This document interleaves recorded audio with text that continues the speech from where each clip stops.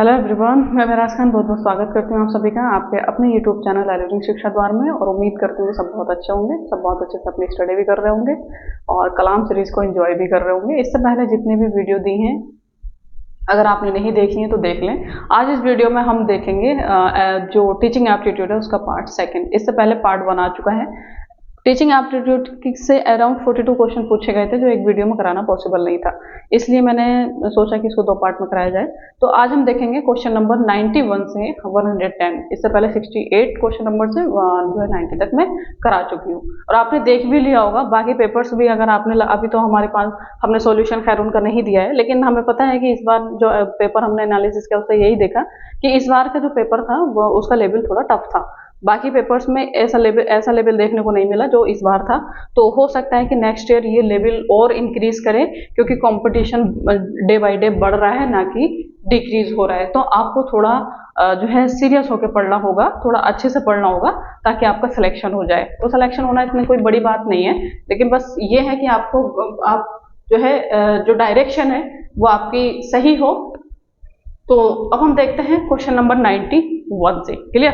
तो question number 91 है, what is the child sex ratio in India as per 2011 census.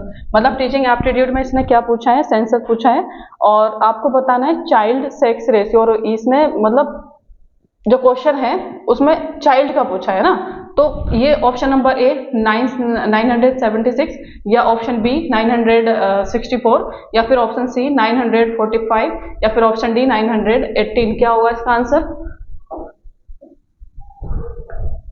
तो इसका correct answer है चाइल्ड सेक्स रेशियो जो होता है वो है 2011 का 911 जो है 18। ठीक है, नेक्स्ट क्वेश्चन हम देखते हैं क्वेश्चन नंबर 92। क्वेश्चन नंबर 92 आप देखिए, पढ़िए इस क्वेश्चन को, क्या कह रहा है।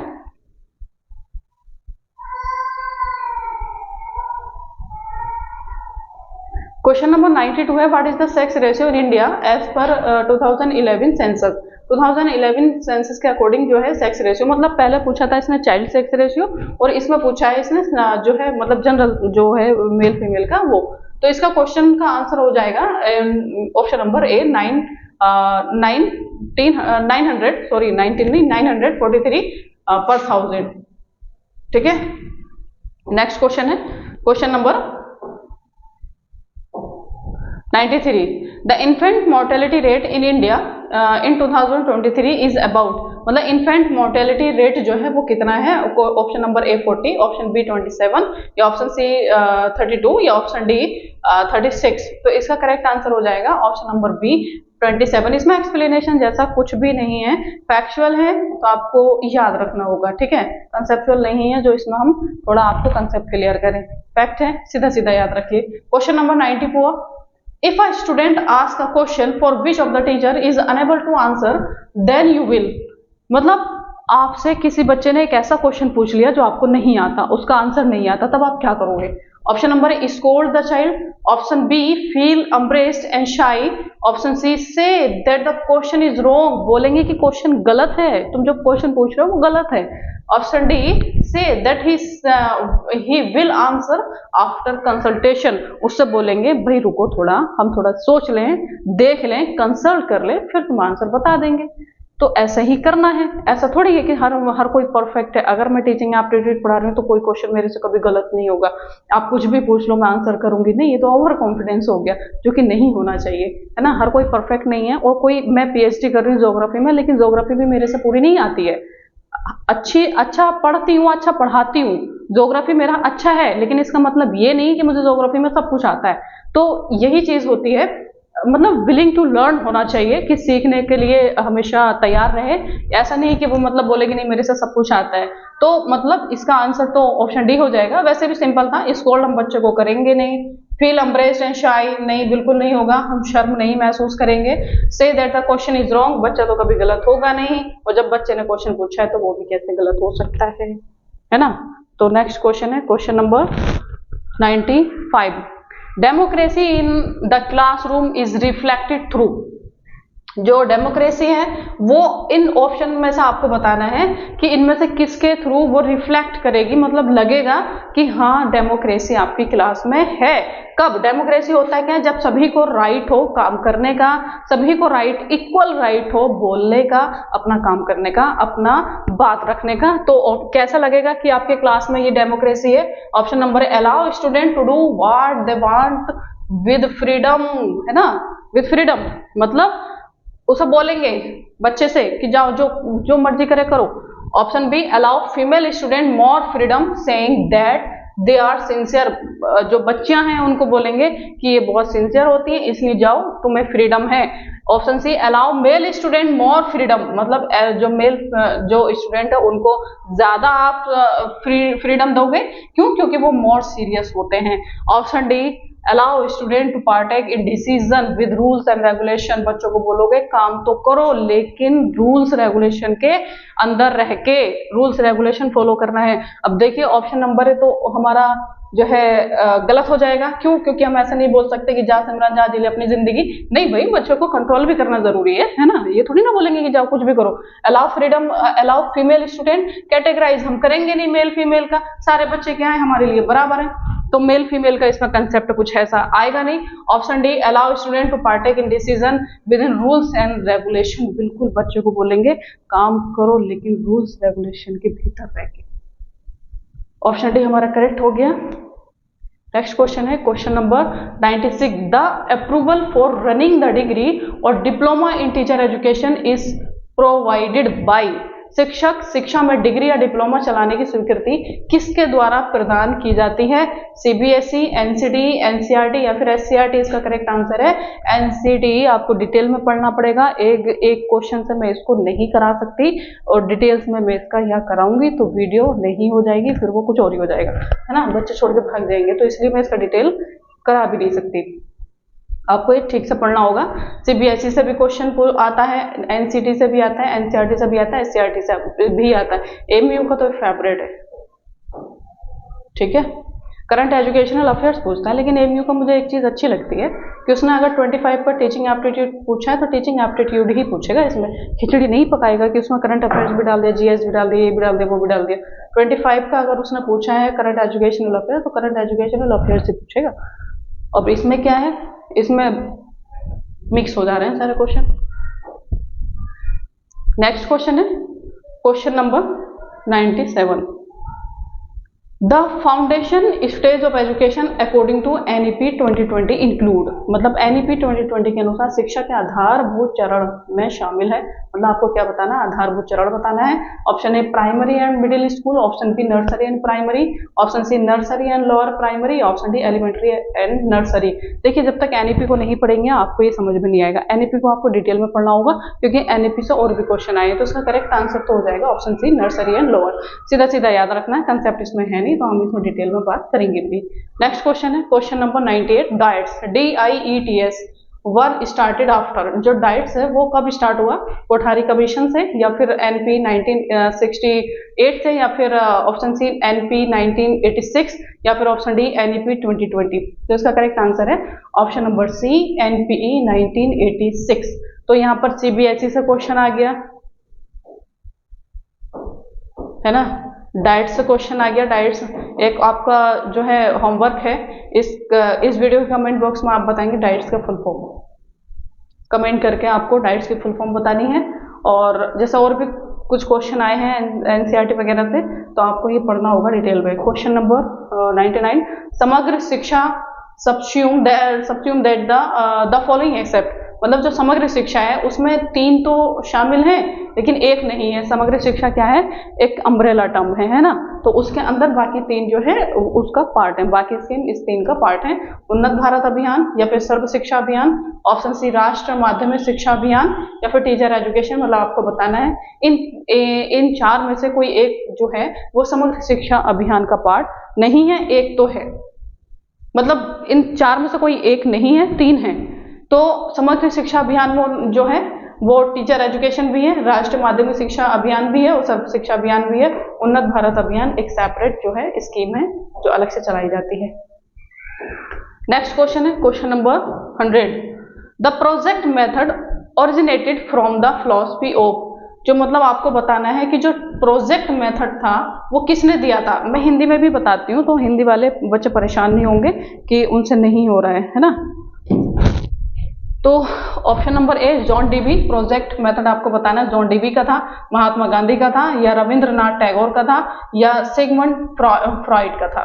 तो जो प्रोजेक्ट मेथड दिया था वो दिया था जॉन डीबी ने। और ये जो क्वेश्चन है वो बीएड जब करते हैं तब इसमें ही सब पढ़ने होते हैं, सबकी फिलोसफी पढ़नी होती है। सिगमंड फ्रॉइड भी आते हैं, रविंद्रनाथ टैगोर भी आते हैं, महात्मा गांधी भी।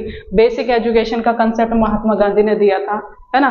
तो ऐसे और भी कंसेप्ट मतलब और भी जो फिलोसफी है वो आती है। तो एक क्वेश्चन हालांकि बीएड करने के बाद पूछा जाता है, सीटेट वगैरह में पूछा जाता है, लेकिन अगर यहाँ पर आ गया तो पढ़ना पड़ेगा। नेक्स्ट क्वेश्चन है question number 101, which of the following is true with regard to the system of open schooling in India. मतलब भारत में ओपन स्कूलिंग की प्रणाली के संबंध में निम्नलिखित में से कौन सा सही है। चलिए देखते हैं question number 101, which of the following is true with regard to the system of open schooling. Open schooling के बारे में आपसे पूछा है कि क्या होता है ओपन स्कूलिंग। तो ये इसका करिकुलम है, लर्निंग मटेरियल्स जो होता है वो are inferior to those of formal schooling. जो फॉर्मल स्कूलिंग होता है, जो मतलब हम यूनिवर्सिटी में लेते हैं, स्कूल में लेते हैं, कॉलेज में लेते हैं, उनसे इसका करिकुलम सिलेबस इंफीरियर टाइप का होता है। तो ऐसा नहीं है, इग्नू का कंटेंट आप देखेंगे तो बेस्ट कंटेंट होता है। तो हमारा ऑप्शन नंबर ए नहीं होगा। Option B, it is a recent system education that was establish in the wake of कोविड-19। मतलब ये कोविड-19 के बाद में जो इंट्रोड्यूस हुआ है इंडिया में, ऐसा नहीं है, कोविड से पहले भी इग्नू था और अभी भी इग्नू है, ठीक है। तो ऑप्शन सी देखते हैं, it gives second chance to learner who lost out और dropped out of formal schooling. मतलब जो फॉर्मल स्कूलिंग नहीं ले पाए हैं, किसी वजह से उनकी जो है पढ़ाई छूट गई थी, तो उनको एक सेकंड चांस देता है कि अब दोबारा से अपनी स्टडी कर सकते हैं। बिल्कुल ये यही होता है, और इसमें एज का बाउंडेशन नहीं होता, लिमिटेशन नहीं होता, और आप ये ऐसा भी नहीं है कि आपको जो एमए है वो 2 साल में ही कंप्लीट करना होगा। अगर आप कहीं जॉब करते हैं तो आपको ओपन स्कूलिंग कुछ जो होती है वो फ्लेक्सिबल होती है ना। जब आपके पास टाइम हो, जब आप इसमें अपनी डिग्री कंप्लीट कर सकते हो। Option D, it's scope is limited, ऐसा कुछ नहीं है, इसका स्कोप लिमिटेड नहीं है, करने वाले इसमें भी काफी कुछ कर लेते हैं और कर भी रहे हैं। तो question number 102, which of the following is a characteristic that you would associate with an effective teacher. मतलब इनमें से कौन सा ऐसा कैरेक्टरिस्टिक्स है जो आप एसोसिएट कर सकते हो एक इफेक्टिव टीचर से। मतलब इफेक्टिव टीचर आप किसे मानोगे, जो डिस्करेज रोट मेमोराइजेशन, मतलब जो क्या करता है, डिस्करेज करता है रटने को, कंसेप्ट पे ज्यादा फोकस करता है, कंसेप्चुअल क्लियरिटी करता है, ना कि रोट मेमोराइजेशन करवाता है, रट्टाफिकेशन नहीं कराता। ऑप्शन बी होना चाहिए, ये ऑप्शन सी होना चाहिए। डिस्करेज सेल्फ स्टडी, जो सेल्फ स्टडी करने को मना करता है, या ऑप्शन सी डिस्करेज क्वेश्चन, जो क्वेश्चन करने को डिस्करेज करे, या option D discourage outdoor educational activities, जो मतलब मना करे कि स्कूल के बाहर तुम्हें कुछ नहीं सीखना है, जो सीखना है स्कूल में सीखना है। तो ऐसा कुछ नहीं होगा, आउटडोर में भी बच्चा जो एक्टिविटी करता है उससे और ज्यादा सीखता है। डिस्करेज क्वेश्चन को हम मना कर नहीं सकते, क्योंकि क्वेश्चन से क्या होता है, क्वेश्चन पुट अप करने से हमारे जो कंसेप्ट होता है और वो क्लियर होता है, जो डाउट होते हैं वो क्लियर होते हैं, है ना। ये जो वीडियो थी मुझे टीचिंग एप्टीट्यूड एक्चुअली मुझे लाइव कराना था, लेकिन किसी वजह से फिर मैं रिकॉर्डेड ही करा रही हूँ इसको। जब हमारा जो बैच चलेगा उसमें हम लाइव कराएंगे, ताकि आपका कोई अगर डाउट बनता है तो वो क्लियर हो जाए, है ना। तो इस क्वेश्चन से मुझे ध्यान आया तो मैंने बता दिया। तो ये ऑप्शन नंबर सी भी नहीं होगा। और डिस्करेज सेल्फ स्टडी जब तक आप करेंगे नहीं, जब तक आपका जो है मतलब सिर्फ कोचिंग के भरोसे रहेंगे कुछ नहीं होगा, आपको सेल्फ स्टडी भी करनी है। तो ये भी नहीं होगा। डिस्करेज रोट मेमोराइजेशन, बिल्कुल, जो रट्टाफिकेशन नहीं कराता, कंसेप्ट क्लियर कराता है। Question number 103, which of the following is an consonance with the recommendation of NEP, national education policy 2020। NEP के बारे में पूछा है। Option number A, the existing 10+2 structure of school education to be replaced by 5, 3, 3, 4, 5+3+3+4।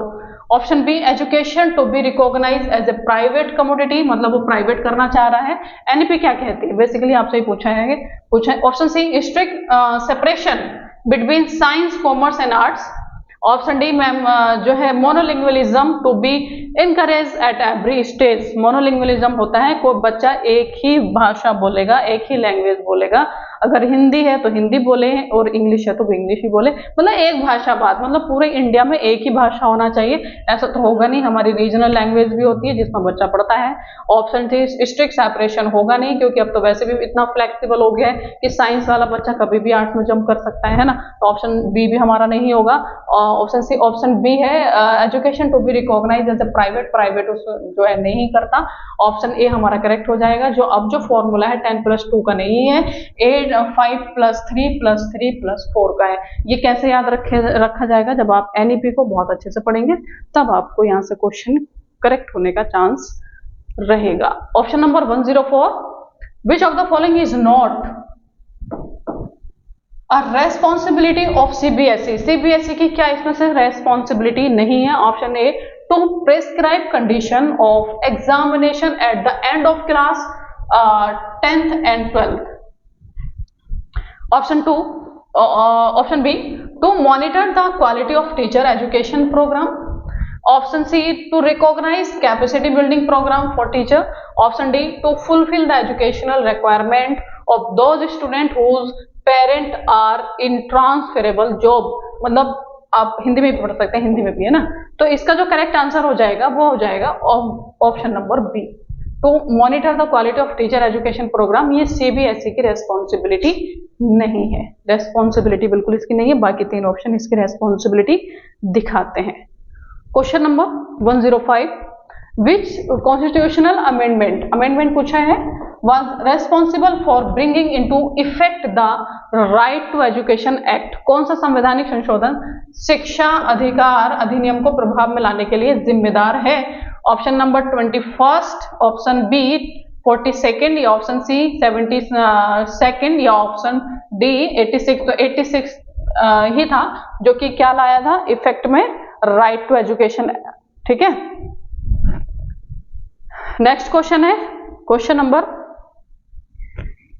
106, which of these characteristics would you not associate with an effective teacher? मतलब effective teacher से आप किसको, effective teachers के साथ आप किसको नहीं जोड़ेंगे? देखिए इफेक्टिव टीचर, इसमें ना जामिया में 3-4 इसके टॉपिक फेवरेट हैं। इफेक्टिव टीचर, इफेक्टिव टीचिंग, ये तो फेवरेट है ना। अब देख सकते हैं कैसे यही घुमा फिरा के क्वेश्चन आ रहा है, और ये क्वेश्चन वैसे भी रिपीट हुआ है, PYQ है ये। Option number A, possesses an ability to communicate, या option B has a good grasp over the subject, option C maintains distance from the student, या option D listen attentively to student. मतलब एक प्रभावी शिक्षक कौन नहीं हो सकता इसमें से, जो संवाद करने की क्षमता रखता है? बिल्कुल होगा ऑप्शन बी, विषय पर एक अच्छी पकड़ है। बिल्कुल, सब्जेक्ट पर अगर हमारा कमांड नहीं होगा तो हम पढ़ाएंगे कैसे? छात्रों को दूरी बनाए रखता है, ये नहीं होगा, छात्रों से दूरी बनाए रखेगा तो पढ़ाएगा किसे? और डी, विद्यार्थियों की बात ध्यान से सुनेगा, तो ऑप्शन डी भी सही है। मतलब इसमें जो नोट पूछा है ना, तो वो हो जाएगा option number C, maintain distance from the student. Student से मेंटेन्स, हम डिस्टेंस मेंटेन नहीं कर सकते, और मतलब अगर डिस्टेंस मेंटेन करके रखेंगे तो बच्चा अपनी बात हम तक कहने में थोड़ा जो है थोड़ा डरेगा या फिर नहीं बोलेगा। और इसका मतलब ये भी नहीं है कि डिस्टेंस बिल्कुल ही खत्म कर दें, कि आपके स्टूडेंट जो है आपके फिर कंधे पर हाथ रख के चलें, इतना भी डिस्टेंस आपको जो है गैप खत्म नहीं करना है, थोड़ा गैप मेंटेन करके रखना है ना। इतना हो कि मतलब बच्चा अपनी बात भी कह सके और आपके कंधे पे हाथ रख के भी ना चले। Question number 107, which of the following could be an effective strategy to encourage active learning in large sized elementary classes? मतलब क्या है कि निम्नलिखित में से बड़े आकार की प्राथमिक कक्षाएं सीखने को प्रोत्साहित करने के लिए कौन सी सक्रिय रणनीति प्रभावी हो सकती है? मतलब आपकी क्लास में क्या हो रहा है कि एलिमेंट्री लेवल के बच्चे हैं, पहली बात तो छोटे बच्चे हैं, और बहुत बड़ा जो है उसका साइज है क्लास का, मतलब काफी सारे जो है स्टूडेंट है, तो आप उनको कैसे पढ़ाओगे? उसको कैसे पढ़ाओगे? Option number A, teach through PowerPoint presentation, मतलब पावर पॉइंट प्रेजेंटेशन से पढ़ाएंगे, प्रोजेक्टर लगा के पढ़ाएंगे। Option B, facilitate group work, मतलब आप ग्रुप में बांट देंगे बच्चों को और तब पढ़ाएंगे। Option C, teach through lectures. Option D, focus on content and not on individual. देखिए इस क्वेश्चन में मैं बिना क्वेश्चन पढ़े भी इसका आंसर लगा सकती थी। कैसे? अगर आपको थोड़ा सा भी समझ है निगेटिव पॉजिटिव वर्ड का, तो आप इसको बिना क्वेश्चन पढ़े भी इसको करेक्ट कर सकते हैं। कैसे? Focus on content and not on individual, मतलब आपको सिर्फ फोकस किस पे करना है, कंटेंट पे करना है, बच्चे पे नहीं। ऐसे कैसे हो जाएगा? कंटेंट पे फोकस से ज्यादा तो बच्चे पे फोकस होना चाहिए। जो मैं पढ़ा रही हूँ वो आपकी समझ में आ रहा है कि नहीं आ रहा है, इस पर ज्यादा फोकस होना चाहिए। तो ऑप्शन डी नहीं होगा। टीच थ्रू लेक्चर, लेक्चर के थ्रू पढ़ा ही नहीं सकते। लेक्चर क्या होता है? लेक्चर निगेटिव वर्ड है। कैसे? हर वो वर्ड हमारा निगेटिव हो जाता है जो बच्चों को एक्टिव नहीं रख पाता। जो बच्चों को एक्टिव रख पाता है वो हर वर्ड हमारा पॉजिटिव हो जाता है। जैसे जो लेक्चर है वो निगेटिव वर्ड मतलब एक्टिव, उसमें सिर्फ टीचर होता है, बच्चा एक्टिव नहीं होता है, बच्चा सिर्फ सुनता है ना। मैं लेक्चर दे रही हूँ, मैं पढ़ा रही हूँ, मैं बोल रही हूँ, आप सिर्फ बैठ के सुन रहे हैं, आपका उसमें एक्टिव पार्टिसिपेशन नहीं है। तो ये हमारा हो गया निगेटिव वर्ड। हमें बच्चों को ज्यादा से ज्यादा एक्टिव रखना है, और जो वर्ड एक्टिव रखता है बच्चों को, जो ऐसा हर वो काम, ऐसा हर वो वर्ड जो बच्चों को एक्टिव करे, तो वो हो जाता है पॉजिटिव वर्ड। तो लेक्चर क्या हो जाएगा? निगेटिव हो जाएगा। तो हमारा बी भी आंसर, मतलब सी भी नहीं था। फैसिलिटेट ग्रुप वर्क या फिर teach through PowerPoint presentation, power point presentation भी एक लेक्चर ही हो गया जो कि निगेटिव हो गया। ठीक है, तो ऑप्शन ए तो हमारा आंसर बिना क्वेश्चन पढ़े निकल सकता था। फैसिलिटेट ग्रुप वर्क, हम छोटे छोटे बच्चे हैं उसको ग्रुप में बांट देंगे, और ग्रुप में बांटने के बाद हम उन्हें अच्छे से पढ़ाएंगे, क्योंकि ग्रुप में जब बच्चे होंगे तो वो उनका जो साइज होगा वो थोड़ा छोटा हो जाएगा क्लास का, है ना। जब एक साथ ना पढ़ा के ग्रुप में पढ़ाने का मतलब है कि उनको इंडिविजुअल आप जो है ध्यान दे पाएंगे। तो ऑप्शन बी। और क्वेश्चन पढ़ के भी हो सकता था, एलिमेंट्री है, एलिमेंट्री मतलब छोटा बच्चा है, तो उसको फोकस ऑन कंटेंट पे तो कर नहीं सकते, बच्चे पे ज्यादा फोकस करना होगा। लेक्चर देंगे नहीं, छोटा बच्चा है, और पावर पॉइंट से पढ़ाएंगे नहीं, छोटा बच्चा है, समझ में क्या आएगा। तो क्वेश्चन के थ्रू भी हो सकता था, बिना क्वेश्चन पढ़े भी हो सकता था। Question number 108। अब ऐसा नहीं है कि जो है पेपर में आप क्वेश्चन ही नहीं पढ़ो, कि मैम ने तो मना किया था कि बिना क्वेश्चन पढ़े भी आप आंसर लगा सकते हो। डिपेंड करेगा क्वेश्चन क्या पूछा है। ठीक है, ये सारे क्वेश्चन में अप्लाई मत कर देना ये टेक्निक।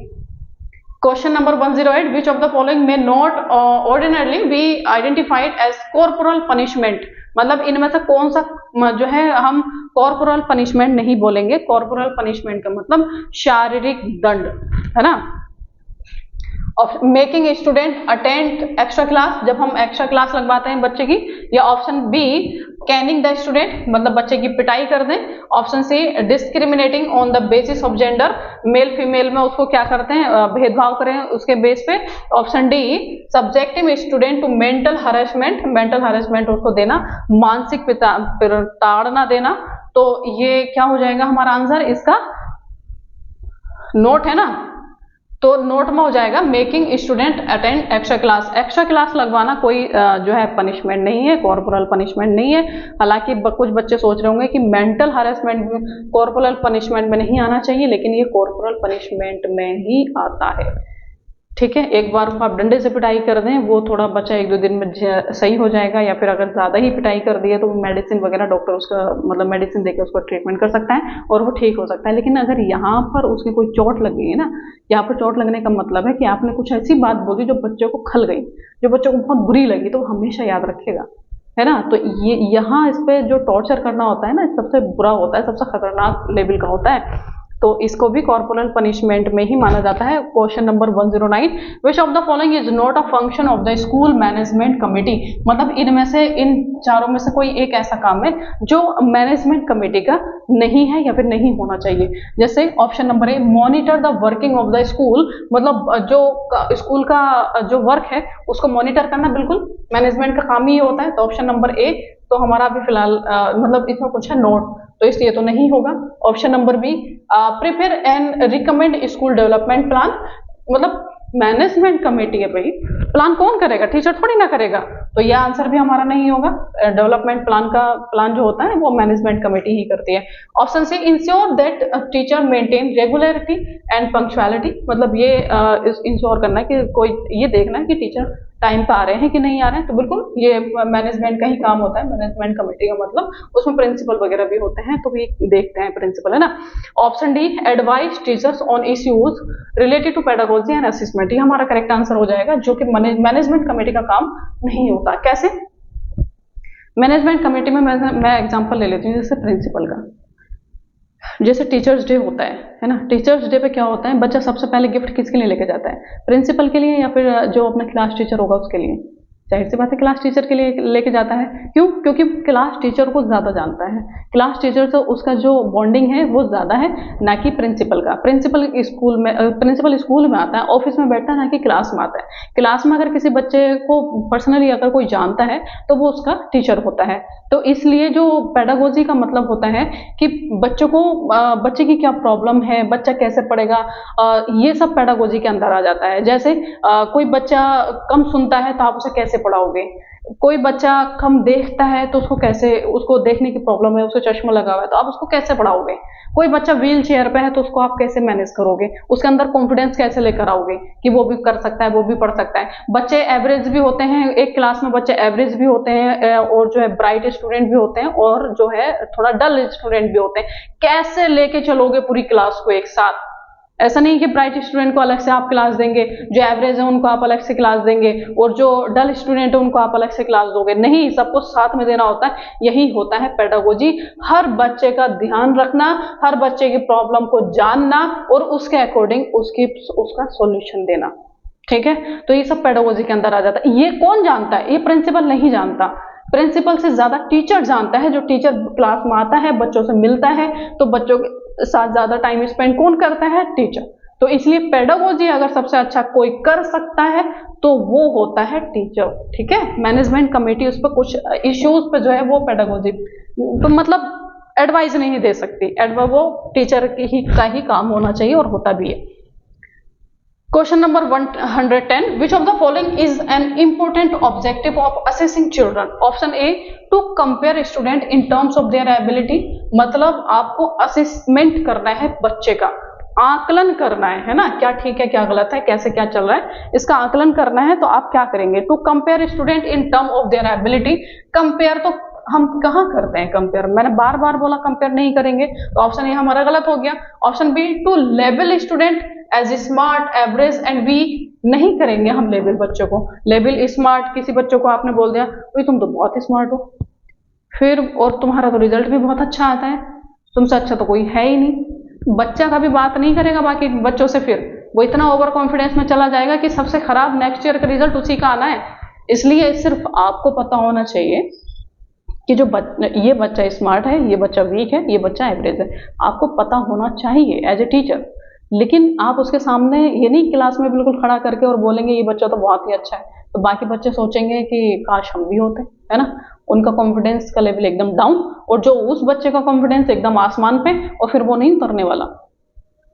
तो ऐसा नहीं करना है, बच्चे का लेवल नहीं करना है, तो क्योंकि सारे बच्चे होते हैं, सबका ध्यान रखना होता है। और जो वीक स्टूडेंट होगा, एवरेज का तो क्या ही करना कि भाई हम तो बीच में हैं, नहीं हम हमारा तो ठीक है। वीक स्टूडेंट पे सबसे ज्यादा इफेक्ट पड़ेगा, वीक पे क्यों, क्योंकि उसको लगे, वो अपने दिमाग में इसी चीज ऐसे बिठाएगा कि मैं वीक हूँ, और वो कभी फिर अपने लेवल को उठाने की भी कोशिश नहीं करेगा, डिमोटिवेट हो जाएगा, उसका जो लेवल है कॉन्फिडेंस का एकदम जमीन के अंदर। तो ऐसा नहीं करना चाहिए एज ए टीचर, जो कि स्कूल में होता है, स्कूल में होता है, आपके साथ नहीं हुआ होगा मैं उम्मीद करती हूँ, या फिर अगर हुआ होगा तो भूल जाइए, क्योंकि हमारी स्कूलिंग सिस्टम ही ऐसा है कि क्या करते हैं कि अगर किसी का जो स्टाफ है, अगर किसी स्टाफ का बच्चा क्लास में है तो सबसे ज्यादा जो टीचर का फोकस होता है उसी बच्चे को होता है ना, आता है सबसे पहले उसी से हाय हेलो होती है, जो भी होती है, जो कि गलत है, क्योंकि सारे बच्चे एक से हैं, हमारे लिए सारे बच्चे बराबर हैं, सारे बच्चों को हमें एक सी नजर से देखना है।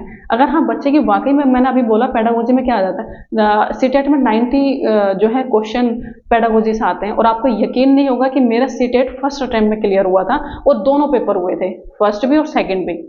ठीक है, और सिर्फ 15 डेज मैंने पढ़ा था, सिर्फ 15 डेज, और उसमें मेरा सीटेट हो गया, क्योंकि मेरा पेडागोजी बहुत अच्छा है। मुझे पता है कि बच्चों को, हालांकि मेरी स्कूलिंग बड़ी, मतलब कहना नहीं चाहिए, लेकिन अच्छे तरीके से नहीं हुई है कि मुझे बहुत स्कूल अच्छा था, लेकिन वही टीचर के सिस्टम है ना, कोई बच्चा अगर उनको पसंद आ गया तो फिर उसी पे टारगेट है उनका, उसी पर फोकस है, फिर उन्हीं को उसके अंदर तो ऐसा बोलेंगे कि बस घुसा दें इसके दिमाग के अंदर नॉलेज, है ना, और बाकी बच्चे अपना करते रहो जैसे करोगे। ये चीज नहीं होनी चाहिए, है ना। तो सीटेट में 90 नंबर का पेडागोजी आता है, तो अगर जिसका पेडागोजी पे कमांड हो गया, जिसने जाना कि हाँ इस बच्चों को ऐसे करके पढ़ाना चाहिए, इस तरह ये होना चाहिए, वो सीटेट फर्स्ट टाइम में क्लियर कर लेगा, बहुत मुश्किल नहीं है। तो ये चीजें होती हैं। मतलब मैंने अभी बोला कि बच्चा अगर उसको चश्मा लगा हुआ है, उसको नजर की प्रॉब्लम है, उसको दिखता नहीं है, तो आप क्या करोगे? आपका ये एज ए टीचर आपका ये मतलब ड्यूटी होना चाहिए कि आप उस बच्चे को सबसे आगे बिठाएं, उस बच्चे को सबसे आगे बैठाएं। और जो जिसका प्रॉब्लम नहीं है, चश्मा वश्मा नहीं लगा हुआ है, उन बच्चों को आप पीछे भी बिठा सकते हैं। अगर आपने उस पर फोकस नहीं किया, बच्चे आगे की सीट जो है पहले ही ले लिए हैं, उसको सीट ही जो है पीछे की मिली हुई है, तो अगर पीछे बैठ जाएगा तो उसको वैसा नहीं दिखेगा। तो ये चीजें ध्यान रखनी होती है क्लास में, ये पेडागोजी होती है। तो काफी मैंने बड़ा लेक्चर दे दिया इस एक बात पे। हमारा ये कंप्लीट हो गया जो है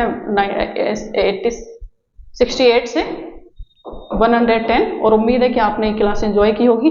टीचिंग एप्टीट्यूड मैं फिर बता रही हूँ, कोई बहुत मोटी मोटी बुक पढ़ के कंसेप्ट क्लियर नहीं होगा, ऐसा कुछ भी नहीं है। बस आपका कंसेप्ट ये क्लियर होना चाहिए कि बच्चे की प्रॉब्लम मेरी प्रॉब्लम, ठीक है। ऐसा नहीं है कि बच्चे की प्रॉब्लम है तो उसके पेरेंट्स जाने, बच्चे की प्रॉब्लम है तो प्रिंसिपल जाने। ऐसा मान लें कि उसके पेरेंट्स घर तक हैं और जो प्रिंसिपल है वो ऑफिस तक है। आपकी सारी जिम्मेदारी है उसको एक अच्छा नागरिक बनाना, उसे बहुत अच्छी, मतलब एक ये तो नेगेटिव आ जाता है कि उसे जॉब ओरिएंटेड जो है हमारा सिलेबस नहीं होना चाहिए या हमारी स्टडी नहीं होना चाहिए, नेगेटिव वर्ड आ जाता है। लेकिन फिर भी उसे एक अच्छा नागरिक बनाना, कंसेप्ट उसका क्लियर करना, कंसेप्ट अगर क्लियर है तो वो जिंदगी में कुछ भी कर लेगा, ठीक है। तो हमारा यहाँ पर क्लास कंप्लीट होती है और इसके बाद में फिर से मिलेंगे और जो है दूसरे पेपर्स का सॉल्यूशन और बाकी टीचर्स का भी सॉल्यूशन आपको मिलने वाले हैं और मिलता रहेगा।